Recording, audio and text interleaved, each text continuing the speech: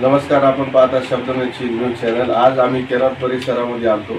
अक्षरशः जे दुकानं चालू आहे ते दुकानाचं नासधूस करण्याचं महानगरपालिकेचा आज षडयंत्र होता आणि अक्षरशः हजारो दुकानदार आज दुकानं बंद करून रस्त्यावर उभे होते आणि त्याच यामध्ये व्यापारी मंडळाचे काही कर्मचारी, व्यापारी मंडळाचे काही व्यापारी पण होते।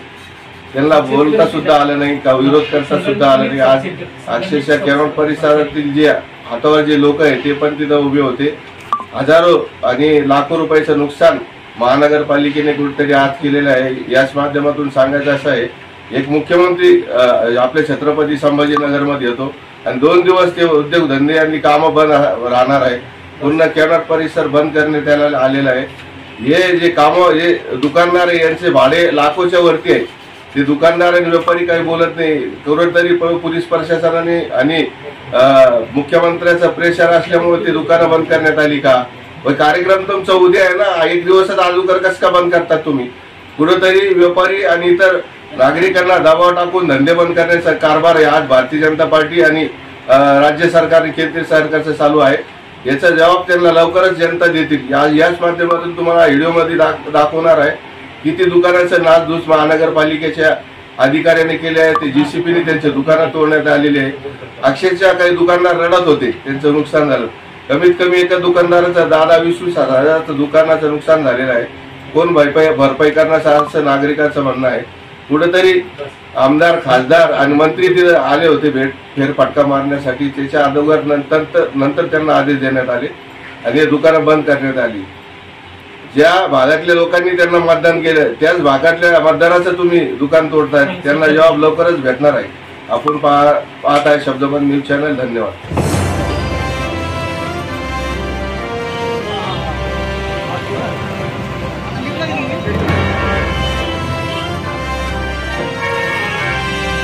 एक मिनट में काम कर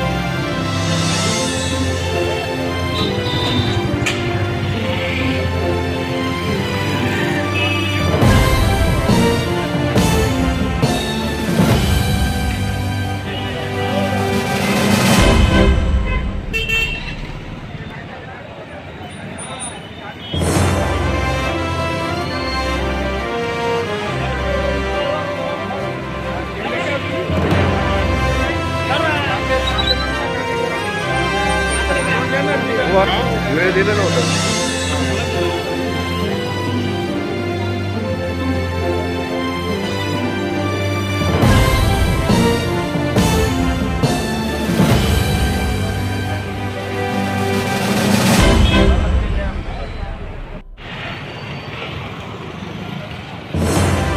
चलिए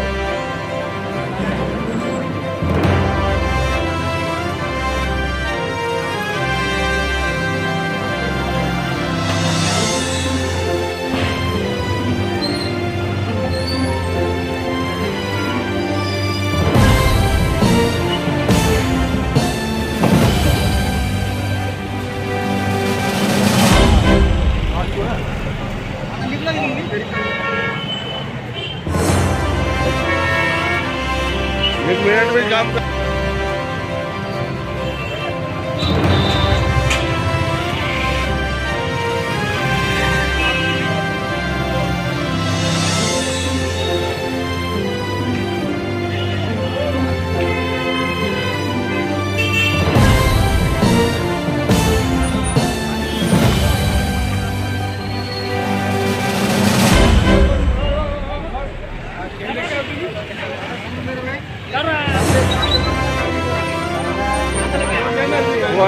वेळ दिलेलं होतं।